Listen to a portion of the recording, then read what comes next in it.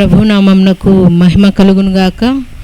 ప్రభునందు ప్రియమైన వాళ్ళరా, దేవాది దేవుని యొక్క ఉచితమైన కృప చొప్పున ఈ రీతిగా దేవుని సన్నిధానంలో చేరి దేవుని యొక్క పరిశుద్ధమైన మాటలను ధ్యానించుటకు దేవుడు ఇచ్చిన శ్రేష్టమైన సమయాన్ని బట్టి దేవునికి నిండు మనసుతో దేవునికి కృతజ్ఞతాస్తుతులు చెల్లించుకుంటూ చేరి వచ్చిన మీకందరికీ ప్రభు అయిన యేసుక్రీస్తు నామంలో ప్రత్యేకమైన వందనములు. ప్రియమైన వాళ్ళరా, మీరందరూ బాగుండాలి, మంచి ఆరోగ్యంతో ఉండాలని మా అనుదిన ప్రార్థన. మీరు కూడా మా కోసం ప్రార్థన చేస్తూ ఉంటారని మేము నమ్ముచున్నాం. ఇలా ఒకరికొకరు ప్రార్థన చేయడం ద్వారా దేవుణ్ణి ఇంకా మనకు సమీపంగా దగ్గరగా పెట్టుకొని ఆయనకు సమీపంగా మనం జీవిస్తున్నట్లయితేనా దాచిపెట్టిన మేలులతో మనల్ని మన కుటుంబాలని దేవుడు నిండాలుగా దీవించేవాడుగా ఉన్నాడు. చాలా వరకు స్త్రీల గురించి మనం ధ్యానం చేస్తున్నప్పుడు ఈ దిన కాలంలో కూడా క్రైస్తవ స్త్రీల యొక్క లక్షణాలను గురించి ధ్యానం చేయాలని ప్రార్థనాపూర్వకంగా సిద్ధపడి ఉండగా దేవుడు మనం ధ్యానిస్తున్న మాటలు యందు లక్ష్యం ఉంచి మన జీవితాలలో కొదువుగా ఉన్న ప్రతి వాటిని వాక్యం ధ్యానిస్తున్న మనకు సంపూర్తిగా దేవుడు అనుగ్రహించాలని నేను ఎంతగానో కోరుకుంటున్నాను. నేటి దినకాలము ఏర్పాటు చేసుకున్న అంశభాగము ఏదనగా క్రైస్తవ స్త్రీల యొక్క లక్షణాలు. క్రైస్తవ స్త్రీల యొక్క లక్షణాలు. క్రైస్తవ స్త్రీలు ఏమిటి, మామూలు విశ్వాసుల స్త్రీలు ఏమిటి అని వేరువేరుగా అనుకోకండి. విశ్వాసులు అంటే విశ్వాసులుగానే ఉంటారు, పరిపూర్ణమైన విశ్వాస జీవితాన్ని కలిగి ఉండరు. క్రైస్తవ స్త్రీలు అనగా దేవుని యందు నమ్మిక ఉంచి ఏమి సంభవించినా నా దేవుడు నాకు తోడుగా ఉన్నాడు అంటే ప్రతి విషయమందు దేవుని పైన ఆధారపడేవాళ్ళు. ఆయనను సొంత రక్షకునిగా స్వీకరించి ఆయనలో జీవిస్తూ దేవుని మాటలను ధ్యానిస్తూ విడువక ఆయన పాదాలు పట్టుకొని మొరపెడుతున్న క్రైస్తవ బిడ్డలు. ఆ క్రైస్తవ బిడ్డలమైన మనము ఏ లక్షణాలు కలిగి ఉండాలి? పేరుకు క్రైస్తవులమే అంటామే కానీ అన్యుల స్వభావాలు చాలా వరకు ఉంటాయండి ప్రార్థించే వారి దగ్గర. అప్పుడు మనకు వాళ్ళకు తేడా అనేది ఉండదు. కానీ తేడా అనేది వాళ్ళు గమనించాలి. ఎందుకంటే మేము విశ్వాసులుగానే ఉన్నామే కానీ పరిపూర్ణమైన విశ్వాసులుగా లేము. వీరు పరిపూర్ణమైన విశ్వాస జీవితంలో క్రైస్తవులు నిజమైన క్రైస్తవుల బిడ్డలుగా ఉన్నారు. వీరి మాదిరిగా మేము జీవించాలా అనే ఆలోచన వాళ్ళకి కలగాలి అంటే వాళ్ళకి మనకు ఒక తేడా అనేది ఉండాలి. ఆ తేడా కలిగి జీవించినట్లయితేనా దేవుడు బహుగా మనల్ని ఆశీర్వదించేవాడుగా ఉన్నాడు. సమయాన్ని వ్యర్థంగా పోనీయకోకుండా వాక్య భాగంలోనికి వెళ్దాం. మీ పరిశుద్ధ గ్రంథాలు తెలిసినట్లయితేనా మూల వాక్యముగా సామెతల గ్రంథము స్త్రీల జ్ఞానం అనేలోగా మనకు చక్కని పాఠముగా ఉండే సామెతల గ్రంథం 31వ అధ్యాయం మాత్రమే అండి. మనం ఎలా ఉండాలి, ఎలా ఉండకూడదు, ఈ ప్రకారంగా జీవిస్తే మనల్ని మన కుటుంబాలని దేవుడు ఎంత ఉన్నతమైన స్థితిలో నిలవపెడతాడు అనేది 31వ అధ్యాయము 10 కానుంచి 31 వరకు మనం రోజు చదువుకున్నట్లయితేనా ప్రతి వేకువజామునే లేచి ఈ అధ్యాయం చదివితే మన జీవితాలు బాగుపడతాయండి. మనలో ఉన్న ప్రతి నిర్లక్ష్యాన్ని దేవుడు తొలగించి చురుకుదానాన్ని ఇచ్చేవాడుగా ఉన్నాడు. సామెతల గ్రంథం 31వ అధ్యాయము 10వ వచనము. గుణవతి అయిన భార్య దొరుకుట అరుదు, గుణవతి అయిన భార్య దొరుకుట అరుదు, అట్టిది ముత్యము కంటే అమూల్యమైనది. అట్టిది ముత్యము కంటే అమూల్యమైనది. నోటెడ్ అయిపోయింటది ఈ పదం, గుణవతి అయిన భార్య. గుణం అంటే ధనము కన్నా గొప్పది. నీకు ఎంత డబ్బు ఉన్నా, ఎంత అందచందం ఉన్నా, ఎంత ఆస్తి ఉన్నా, బీరువా పట్టలేనన్ని వస్త్రాలున్నా అంటే చీరలున్నా, మెడ తిప్పలేనన్ని నగలు ఉన్నా, నీ ఇంట్లో ఆహారం కొరత లేకోకుండా సమృద్ధితో ఉన్నా, సకలం సమృద్ధితో ఉన్నా, నీ దగ్గర గుణం లేకపోతే వ్యర్థమే కదా. పెట్టే గుణం లేకపోతే ఎంత ఉంటే ఏం లాభం అండి? ఆలోచిద్దాం. పిడికెడు ఇతరులకు సహాయం చేయలేని స్థితిలో ఉన్నప్పుడు నీ వెనకల మూటలు మూటలు బియ్యం ఉంటే ఏమి, బిరువా నిండుత చీరలు ఉంటే ఏమి, నగలు ఉంటే ఏమి, నాణ్యాలు ఉంటే ఏం లాభం? అందుకే అంటారు పెద్దలు, ధనం కన్నా గుణం చాలా ప్రాముఖ్యమైనది, అది ముత్యము కంటే అమూల్యమైనది. ఈ మధ్యకాలంలో వాక్యాన్ని ధ్యానిస్తున్నప్పుడు దైవజనులు గారు మాటలు ప్రార్థనలో చెప్తూ ఒక మాట అన్నారు. జ్ఞానం లేని స్త్రీ అంట, జ్ఞానము లేని స్త్రీ అంటే దైవ భయము లేని స్త్రీ. దైవ భయం లేని వాళ్ళకు జ్ఞానం ఉండదండి, 100 ఖచ్చితంగా చెప్పగలం. భయము లేని స్త్రీ అంటే జ్ఞానము లేని స్త్రీ తన యజమానుని బానిసగా చేసి, తన భర్తను బానిసగా చేసి, ఆ బానిసైన భర్తకు తను యజమానురాలుగా ఉంటుందంట. భర్త ఎలాంటోడంట? బానిస. కూర్చో అంటే కూర్చోవాలా, లే అంటే లేయాలా, నోరు మూసుకో అంటే నోరు మూసుకోవాలా, ఆ పని చేయంటే ఆ పని చేయాలా. స్వతంత్రం అనేది ఉండదు, తను గద్దించే వ్యవహారం ఉండదు, కుటుంబాన్ని నా నాయకత్వంలో నడిపించాలనే ఆలోచన ఉండదు. జ్ఞానం లేని స్త్రీ తన భర్తను బానిసగా చేసి ఆడిస్తుంది.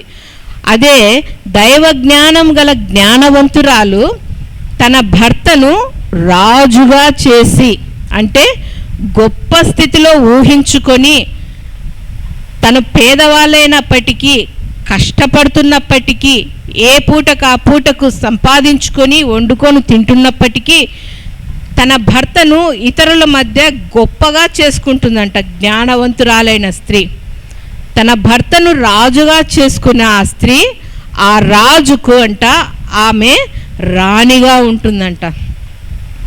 బానిసగా ఉండే భర్త కావాలన్నా రాజుగా ఉండే భర్త కావాలా అనేది మన చేతుల్లోనే ఉంది. ఉందా లేదండి? అందరం స్త్రీలమే కదా.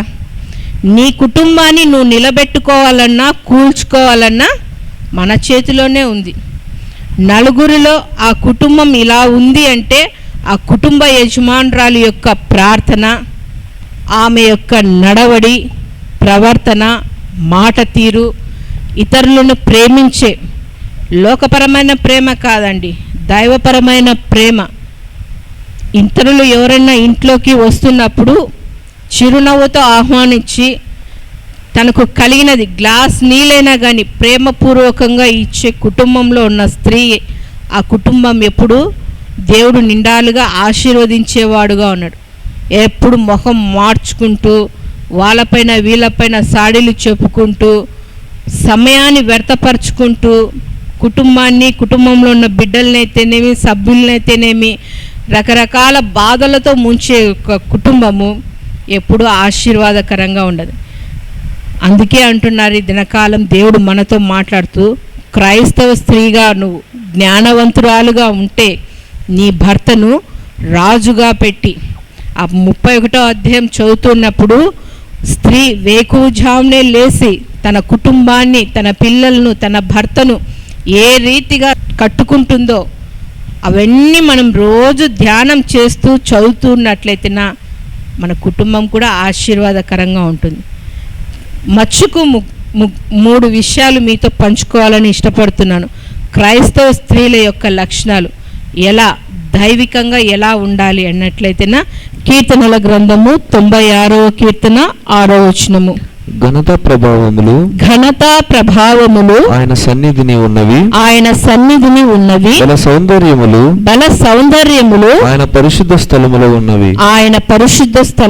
ఉన్నవి. ఇక్కడ మనం కింది వచనాన్ని ధ్యానం చేస్తే బల సౌందర్యములు ఆయన పరిశుద్ధ స్థలములలో ఉన్నవి. బల సౌందర్యములు అంటే పరిశుద్ధ అలంకరణ. క్రైస్తవ స్త్రీలుగా మనము కలిగి ఉండాల్సిన మొట్టమొదటి లక్షణము అంటే పరిశుద్ధమైన అలంకరణ, అంటే దైవిక సౌందర్యాన్ని కలిగి ఉండాలి. ఆ దైవిక సౌందర్యం ఎలా వస్తుంది అంటేనా ఈ పరిశుద్ధ గ్రంథంలోని లేఖనాలను మనం ధ్యానిస్తూ ఆ మాటలకు మనం లోబడుతూ జీవిస్తున్నట్లయితేనా దేవుడు పరిశుద్ధమైన జీవితాన్ని మనకు ఇచ్చేవాడుగా ఉన్నాడండి. బైబిల్ పఠనం ఏమో చదువుతాం, కొంత సమయం తీసుకొని చదువుతాం, తిరిగి లోకానుసారమైన మాటలలోనికి, లోకానుసారమైన జీవితాలలోనికి చాలామంది వెళ్తుంటారు. అది దైవికమైన సౌందర్యం కాదు, పరిశుద్ధమైన అలంకరణ కూడా కాదని. నువ్వు పరిశుద్ధమైన అలంకరణ కలిగి ఉండాలి, దేవునికి ఇష్టకరంగా ఉండాలి, నిజమైన క్రైస్తవ స్త్రీగా నా కుటుంబాన్ని నేను కట్టుకోవాలి అంటే తిమోతికి రాసిన మొదటి పత్రిక 2వ అధ్యాయము 10వ వచనంలో ఉన్న దేవుని మాటలను ఒకసారి చదివితే, దైవభక్తి గలవారమని చెప్పుకొని స్త్రీలకు, దైవభక్తి గలవారమని చెప్పుకొని స్త్రీలకు తగినట్టుగా సత్క్రియల చేత తమ్మును తాము అలంకరించుకొనవలెను. ఇక్కడ గమనించినట్లయితే నా తిమోతి గారికి పౌలు గారు రాస్తున్నారు, నా ఆత్మీయ కుమారుడైన తిమోతి, నీ యొక్క విశ్వాసము ఎలా ఉంది అంటే ఆ విశ్వాసము నీ తల్లి ద్వారా, నీ అవ్వ ద్వారా నువ్వు పొందుకున్నావు. దైవిక క్రమంలో నువ్వు పెంచబడ్డావు, ఆ క్రమంలోనే వచ్చావు, ఆ విశ్వాసాన్ని నువ్వు పదిలపరుచుకుంటూ వచ్చినావు. కాబట్టి ఇదిగో సంఘంలోనికి నువ్వు వెళ్తున్నప్పుడు నువ్వు హెచ్చరికలతో కూడిన ఒక మాట నువ్వు తెలియచేయాలి. ఎలా అంటేనా, దైవభక్తి గల వారమని చెప్పుకునే స్త్రీలు వాళ్ళు ఎలా ఉండాలి, వాళ్ళు ఎలా కలిగి ఉండాలి అంటే ఎలా ఉండాలో చెప్తున్నాను విను అని పౌలు గారు తిమోతి గారితో చెప్తున్నారు. దైవభక్తి గలవారమని చెప్పుకుని స్త్రీలకు తగినట్టుగా సత్క్రియల చేత. సత్క్రియలు అంటే ఎన్నోసార్లు విన్నాం, మనకు తబిత మాత్రమే గుర్తుకొస్తారు కదండి. అపోస్తుల కార్యంలో 9వ అధ్యాయంలో దోర్కా అనే స్త్రీ. సత్క్రియలు అంటే మంచి పనులు. నువ్వు జీవించే జీవితంలో దేవుని బిడ్డగా నువ్వు జీవిస్తున్నట్లయితే నీ కళ్ళెదుటుగా ఇరుగు పొరుగు వారు కాదు కానీ నీ సంఘంలో వారు ఎవరైనా బాధతో వేదనతో నలిగిపోతున్నట్లయితే దేవుడు నిన్ను హెచ్చించినాడు, ఒక ఉన్నతమైన స్థితిలో పెట్టి ఉన్నాడు. నీ పక్కనున్న నీ సహోదరి విశ్వాసాలు ఎంతో వేదనతో ఉంది తన కుటుంబ పరిస్థితిని బట్టి. ప్రియమైన వాళ్ళారా, ఆలోచించండి. మనకు 3 పూట్ల తినడానికి ఉంది, అది తినిన తర్వాత ఇంకొక మనిషి తినేంత ఆహారం కూడా ఇంట్లో నిలువ ఉంటుంది. అరకొరగా ఎవరూ వండుకోవడం లేదు కదా ఈ మధ్యకాలంలో. ఎట్టొచ్చి ఏమవుతుందో, మధ్యరాత్రిలో పిల్లలు ఏమన్నా అడుగుతారో ఏమని కనీసం ఒక పిడికెడు అన్నమన్నా మనం మిగిలిస్తాం. సమృద్ధిగా దేవుడు నీ కుటుంబాన్ని దీవించినప్పుడు నీ పక్కనున్న సహోదరి తన కుటుంబ పరిస్థితిని బట్టి ఎంతగానో వేదన పడుతున్నప్పుడు, ఆమె కన్నీరు కారుస్తూ దేవుని సన్నిధానంలో వేడుకుంటున్నప్పుడు ఆమెను ఓదార్చి ఆమె యొక్క బాధ ఏంటో తెలుసుకొని, కొందరు చెప్పుతారు, కొందరు చెప్పరు, కానీ పరిస్థితులు మనకు అర్థమవుతాయి. ఒకవేళ ఆ స్త్రీ భర్తను కోల్పోయింటే మనం కనుక్కోవచ్చండి. భర్త ఉన్నప్పుడు ఉండే స్థితి వేరు, భర్తను కోల్పోయినాక ఆ కుటుంబ పరిస్థితి చాలా వేరుగా ఉంటాయి. అది మనకు తెలుసు. కాబట్టి ఆమె చెప్పలేని స్థితిలో ఉన్నప్పుడు నీకు కలిగి ఉన్న దానిలో ఏదైనా కానీ, అది ధన రూపేణ, వస్తు రూపేణ, ధాన్య రూపేణ ఏదైనా కానీ నీ యొక్క ప్రేమను వారికి చాటాలని, అది సత్క్రియ. చేస్తున్నామా? ఈ రాత్రికాల సమయంలో దేవుడు మనతో మాట్లాడుతున్నాడు.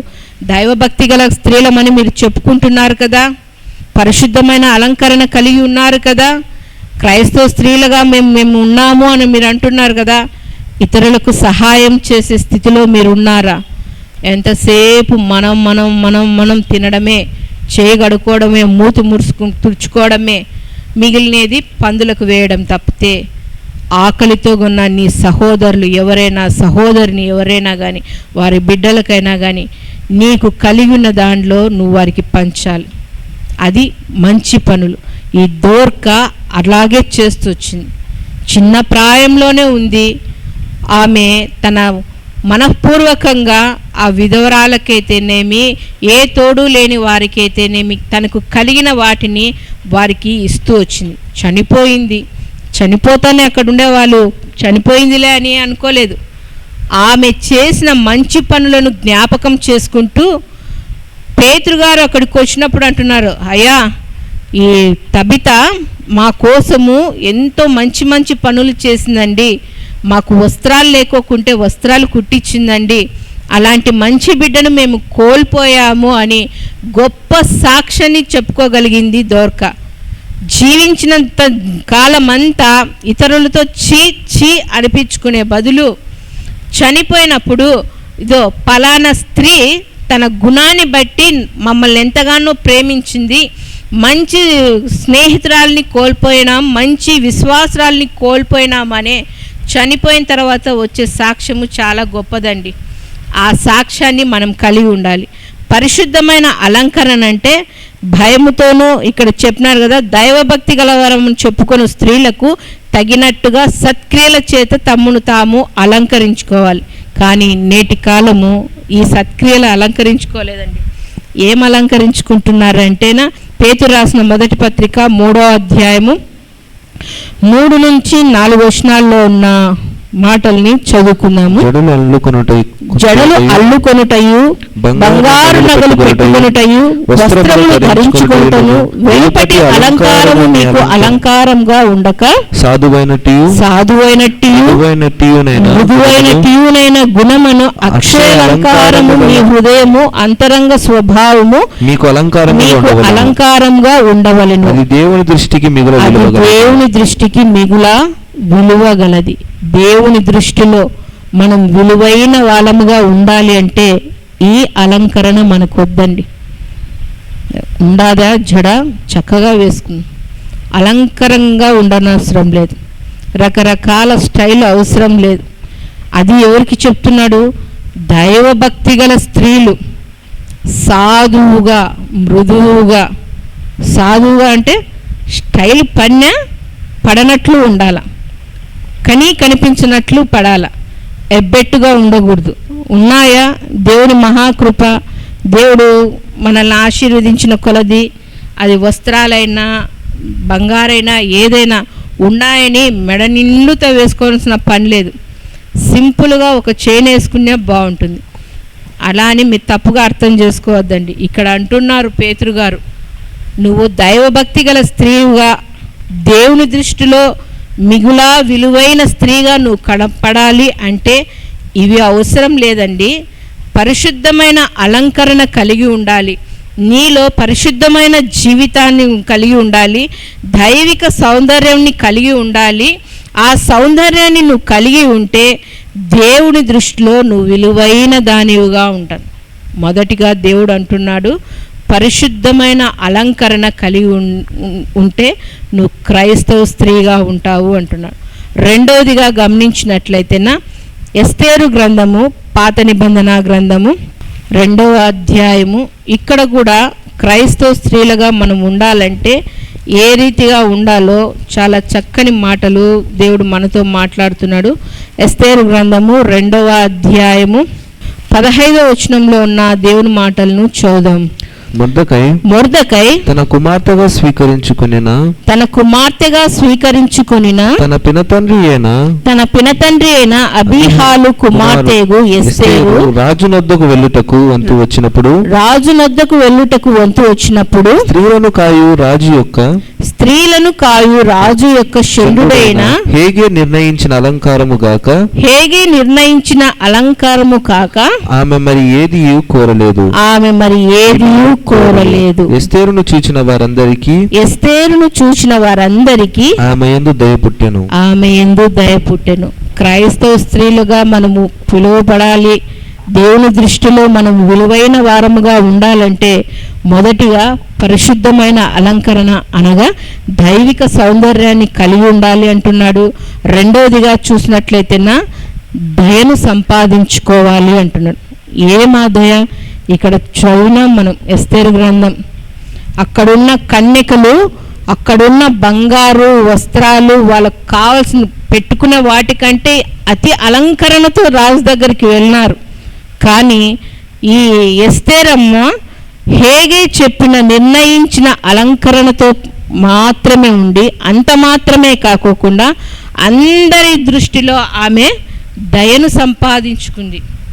సంపాదించుకుంటున్నామా సంఘంలో మనం దయను?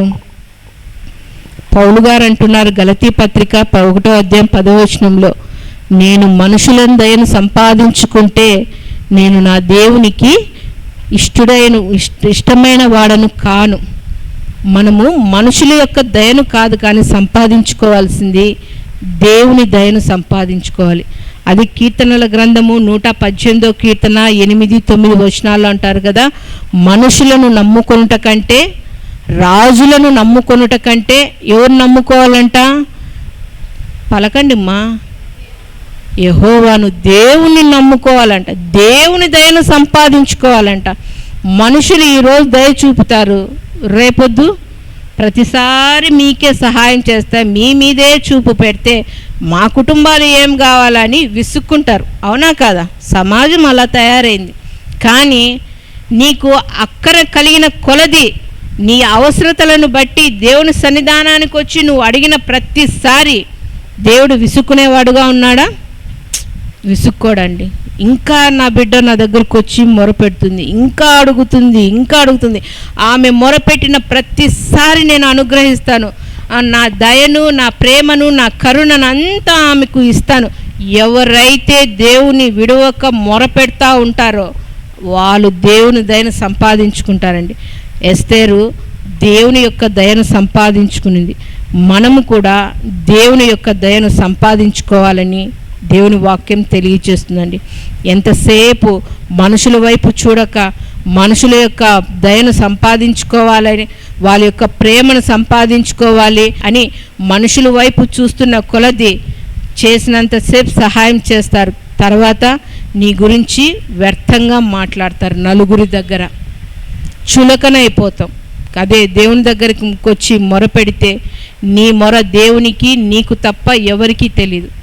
హన్నా దేవుని మందిరానికి వచ్చింది, తన సమస్యను బట్టి తన భర్తకు వేధించలేదు.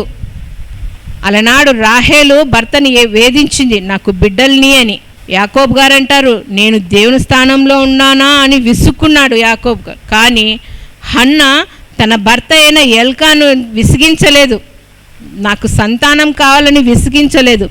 తన వేదన, బాధ, తన కన్నీరంతా దేవుని సన్నిధానానికి వచ్చి మొరపెడుతుంది. ఎట్లా? అంతరంగంలోనే. పక్కన ఉండే వాళ్ళకి ఆమె యొక్క మాటలు వినపరాలేదు. కృంగిపోయింది, నలిగిపోయింది, గువ్వ వలె మూలుగుతుంది, పెదాలు మాత్రమే కదులుతుంటే దైవజనులు అనుకుంటున్నారు మత్తురాలే ఉంది అని. నువ్వు ఎప్పుడైతే దేవుని సన్నిధానానికి వచ్చి మూలుగుతావో ఆ మూలుగు దేవుడు విని నీకు దయను ప్రసాదించేవాడుగా ఉన్నాడు. ఆ అలంకరణ మనం కలిగి ఉండాలి అంటుంది. చివరిగా చూసినట్లయితేనా ఆదికాండము 24వ అధ్యాయము 17వ వచనంలో ఉన్న దేవుని వాక్యాన్ని చదువుకుంటే, ఆ సేవకుడు ఆమెను ఎదుర్కొన్నట్టుకు పరిగెత్తి, నీ కడవలో నీళ్లు కొంచెము దయచేసి నీ కడవలో నీళ్లు కొంచెము దయచేసి నన్ను త్రాగనిమ్మని అడిగాను. అందుకు ఆమె అయ్యా త్రాగుమని చెప్పి త్వరగా తన కడవను చేతి మీదికి దించుకొని అతనికి దాహమిచ్చెను. ఇక్కడ గమనించినట్లయితేనా రిబ్కమ్మను గూర్చి చక్కగా రాయబడింది. మొదటిగా క్రైస్తవ స్త్రీ లక్షణాలలో దైవిక సౌందర్యాన్ని కలిగి ఉండాలి అంటున్నారు. రెండవదిగా దయను సంపాదించుకోవాలి అంటున్నారు. మూడవదిగా చూసినట్లయితేనా ఆతిథ్యం ఇచ్చే మనసు కలిగిన అలంకరణ కలిగి ఉండాలి. ఆతిథ్యం ఇచ్చే, అది నీళ్ళైనా ఆహారమైనా ఏదైనా కానీ ప్రేమపూర్వకంగా నీ గుమ్మం తొక్కిన వారికి నువ్వు ప్రేమపూర్వకంగా చిరునవ్వుతో ఇచ్చే ఏదైనా కానీ. యేసు ప్రభులు వారు అంటున్నారు కదా, గిన్నెడు చన్నీళ్ళు ఇస్తే వారి యొక్క ప్రతిఫలాన్ని కోల్పోరు, రెండింతలుగా పొందుకుంటారని. అదే రీతిగా నీ గుమ్మం తొక్కిన వారికి నువ్వు ప్రేమగా గిన్నెడు నీళ్ళు ఇస్తే ఆ ఆతిథ్యాన్ని బట్టి దేవుడు ఆతిథ్యాన్ని మరొక నిండాలుగా నీ కుటుంబాన్ని నింపేవాడుగా ఉన్నాడు. ఇక్కడ రిబ్కమ్మ అక్కడున్న ఆ వ్యక్తికి నీళ్ళు ఇచ్చింది, ఆతిథ్యం ఇచ్చింది. ఈ ఆతిథ్యం ఇచ్చే దాని గురించి మనం మాట్లాడితే అబ్రహాము, శారమ్మ దేవదూతలకు భోజనం ఆతిథ్యం ఇచ్చారు. ఎంత ఆతిథ్యం అంటే ఆ వయసులో వారు కష్టపడి ఆమె అన్ని రొట్టెలు అవన్నీ మాంసము వండి దేవదూతలకు ఆతిథ్యం ఇచ్చినారు. ఆతిథ్యం అంటానే చికెన్లు మటన్లు ఇవన్నీ పెట్టాలని అనుకుంటారు.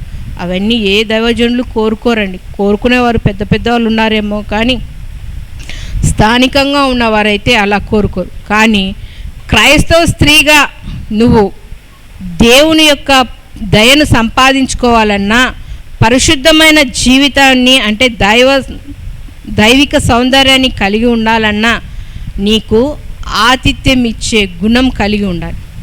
అలా కలిగి ఉన్నట్లయితే నా ప్రియమైన వాళ్ళరా, దేవుడు మనల్ని నిండాలుగా ఆశీర్వదించేవాడుగా ఉన్నాడు.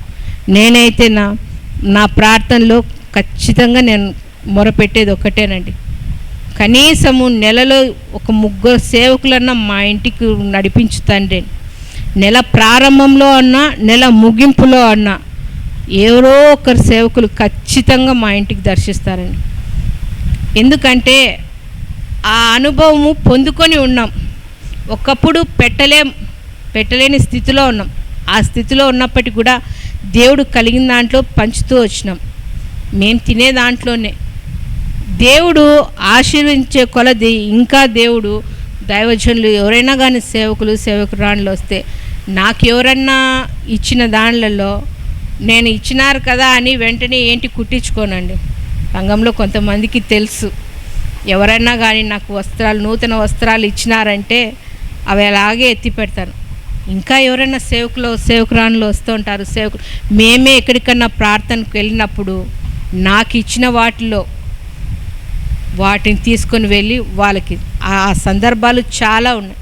మనకు కలిగి ఉన్న వాటిలో, దేవుడు ఇచ్చిన వాటిలో ఇతరులకు ఇవ్వడం ద్వారా అది ఆతిథ్యం ఇచ్చినట్లే. అదే హెబ్రీయులు రాసిన పత్రిక మనం చూసినట్లయితే 13వ అధ్యాయం 2వ వచనంలో తెలియకే దేవదూతలకు ఆతిథ్యం ఇచ్చిరి అని. ఇతరులకు మనం ఇవ్వడం ద్వారా దేవునికే మనం ఆతిథ్యం ఇచ్చిన వారమై ఉంటాం. ప్రియమైన వాళ్ళరా, ఈ సమయంలో దేవుడు మనతో మాట్లాడుతున్నాడు. క్రైస్తవ స్త్రీగా మనము జీవించాలి, ఆ లక్షణాలు కలిగి ఉండాలంటే పరిశుద్ధమైన అలంకరణ అనగా దైవిక సౌందర్యాన్ని కలిగి ఉండాలి, దేవుని యొక్క దయను సంపాదించుకోవాలి. చివరిగా చూసినాము, ఆతిథ్యం ఇచ్చే మనసు అనే అలంకరణ కలిగి ఉన్నట్లయితేనా నిండుగా మన కుటుంబాలను దేవుడు దీవించేవాడుగా ఉన్నాడు. తలలో ఉంచినట్లయితేనా ప్రార్థన చేస్తున్నాం. మహాపరిశుద్ధుడు అయిన తండ్రి, మీ గొప్ప నామముకు స్తోత్రములు దేవా. మీ కృపలో మీ అమూల్యమైన మాటలను ధ్యానించుటకు మీరు సహాయం చేస్తున్నారు నాయనా. విన్న మాటలే తండ్రి, అయినప్పటికీ తండ్రి నూతనంగా తండ్రి మీరు మమ్మల్ని హెచ్చరిక చేస్తూ నడిపిస్తున్నందుకే స్తోత్రాలైనా. ఎక్కడ పడిపోయి ఉన్నామో, ఎక్కడ నిలిచిపోయి ఉన్నామో దేవా, మీ వాక్యం చేత మమ్మల్ని సరిచేయండి నాయనా. వినిన మాటలు విని విడిచిపెట్టక మా హృదయంలో పదిలపరుచుకొని మీ వాక్యానుసారంగా జీవించే మనసును బ్రతుకును మాకందరికి అనుగ్రహించమని వేడుకుంటున్నాం దేవా. ఎవరైతే మాటలు వింటున్నారో ప్రతి ఒక్కరిని మీ కృపలో జ్ఞాపకం చేసుకొని వారు కూడా తండ్రి మీ వాక్యంలో నిలకడగా ఉండులాగా సహాయం చేయమని ప్రార్థిస్తున్నాం నాయన. ప్రతి ఒక్కరిని మీ కృపా హస్తాలకు అప్పగించుకుంటూ వారి వ్యాధి బాధలలో, ఇరుకు ఇబ్బందులలో, సమస్త విషయాలలో తండ్రి మీరు తోడుగా ఉండి నైనా ప్రతి అవసరతలో అక్కర్లు తీర్చమని వేడుకుంటున్నాం నాయన.